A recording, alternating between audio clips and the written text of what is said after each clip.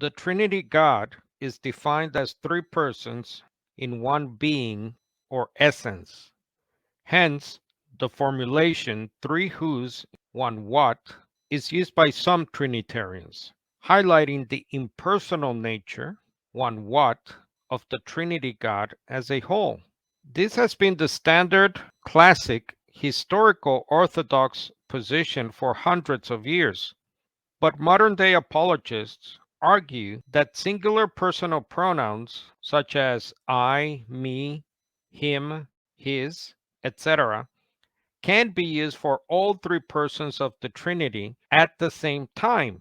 For example, they claim that in Bible verses like Isaiah 44, verse 24, I, the Lord, am the maker of all things, stretching out the heavens by myself and spreading out the earth all alone. The singular personal pronoun I and myself can refer to the Trinity. That is, Father, Son, and Holy Spirit, three persons. As apologist James White puts it in his book, The Forgotten Trinity, the Father is identified as Yahweh, but I believe that the Bible identifies Jesus as Yahweh as well, and the Spirit is the Spirit of Yahweh. Each of these three persons shares the one divine name, Yahweh. Yet, in the same book, White also says, I believe the name Yahweh refers to the very divine being, the eternal God, who created everything.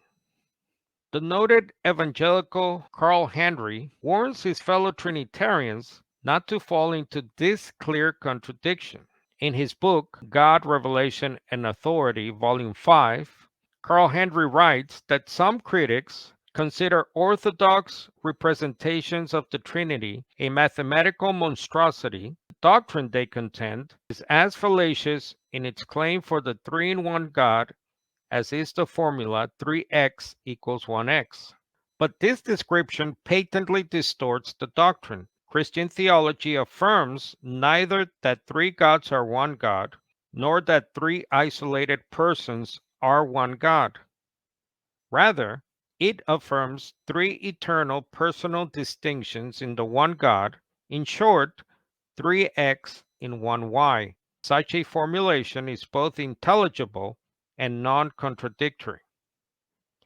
The fact is, as another noted evangelical, Dr. Millard Erickson, admitted, many self-professed Christians simply do not know what the doctrine of the Trinity says.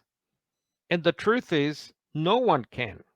That's because the architects of the Trinity, the so-called Cappadocian Fathers, and later the so-called Saint Augustine and Aquinas, created what I call a slippery fish of a doctrine that requires its defenders to constantly move the goalposts, becoming moving targets.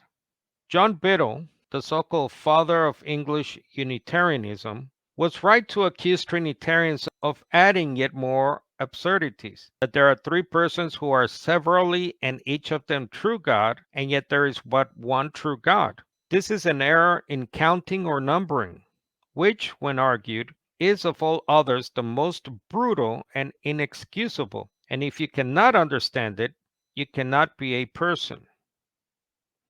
Later, Joseph Priestley added, it must be universally true that three things to which the same definition applies can never make only one thing to which the same definition applies. If, therefore, the three persons are each of them perfect God, they must still be three gods. And to say that there are only one God is as much a contradiction as to say that three men are not three men, but only one man.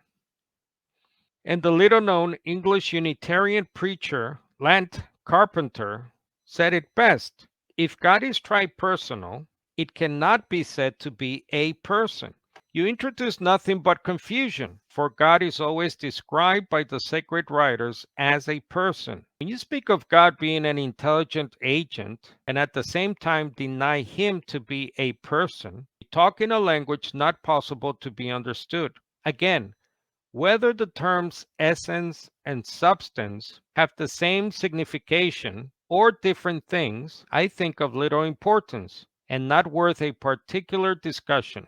It is high time that all such metaphysical terms should be banished from Christian professions and Christian debates.